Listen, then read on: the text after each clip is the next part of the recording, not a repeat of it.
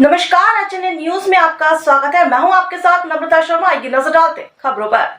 हाल ही में हुए नेपाल में नागरिक अशांति के तख्तापलट एवं आगजनी की घटनाओं को लेकर नेपाली समाज के अध्यक्ष लोकमणि शर्मा ने कहा कि भारत और नेपाल इस दुनिया के ऐसे अनोखे देश हैं जो 1700 किलोमीटर की खुली सीमा साझा करते हैं।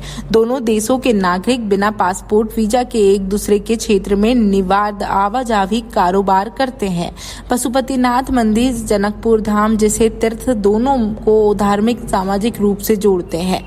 नेपाल के 80 लाख से अधिक लोग भारत में रह रहे हैं, वहीं भारत के भी लाखों लोग नेपाल में काम कर रहे हैं। दक्षिण एशिया के जिस हिस्से में है उनके अधिकतर देशों में इस तरह की नागरिक अशांति से तख्तापलट हो चुका है।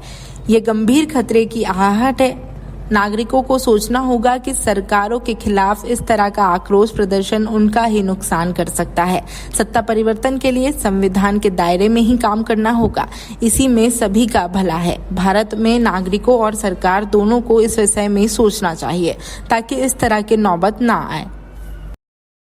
भारत में रहते हैं, कर्म प्रधान देश है ये हमारा, और हम वर्तमान में श्री पशुपतिनाथ नेपाली समाज 4 जुलाई 1978 से स्थापना काल से आज तक हमारे धर्म सभा का आयोजन होता रहा है।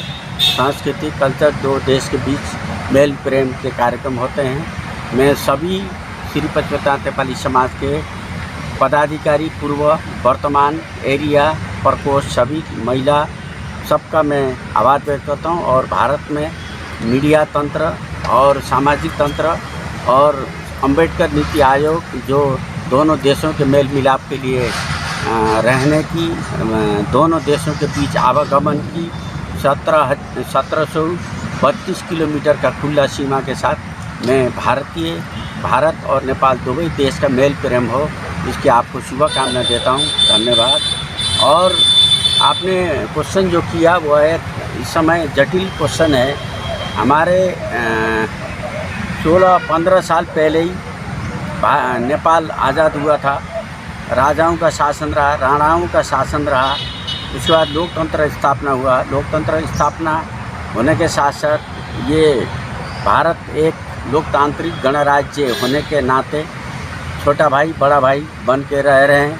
ये मैत्री भाव हमेशा बना रहे और पड़ोसी का जिम्मेवारी भी बनता है। वो पड़ोसी की जिम्मेवारी भी श्रद्धेय दिल से आवागमन हो, ताकि हम दोनों देश के बीच जो 80 लाख नेपाली लोग यहाँ रहते हैं और लगभग 1 करोड़ बराबर भारतीय लोग नेपाल में खुला सीमा होने के कारण व्यापार व्यवसाय सब नौकरी पेशा करने वाले नेपाल में भी रहते हैं। उन सभी का मैत्री भाव की ओर से आदर करता हूँ।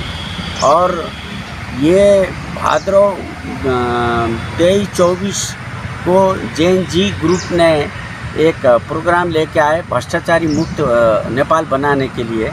वो भ्रष्टाचारी मुक्त में जो योजनाकार थे उनका पवित्र था, उनके मैनिफेस्टो में कोई भी इस तरह की गड़बड़ी का नहीं था, केवल भ्रष्टाचार मुक्त नेपाल बनाने का था। लेकिन लोकतंत्र में हर 5 साल में एक व्यवस्थाएं दी गई है। कोई भी लोकतांत्रिक राज्यों में, मुल्कों में उस लोकतांत्रिक पद्धति से ना आकर ये इसके अंदर जो इनडायरेक्ट अप्रत्यक्ष घुसपैठियाँ हुई हैं, उसके कारण जैन जी जो 2023 में 28 साल के होते हैं, उन ग्रुप में भी ये डिस्टर्बेंस गई है।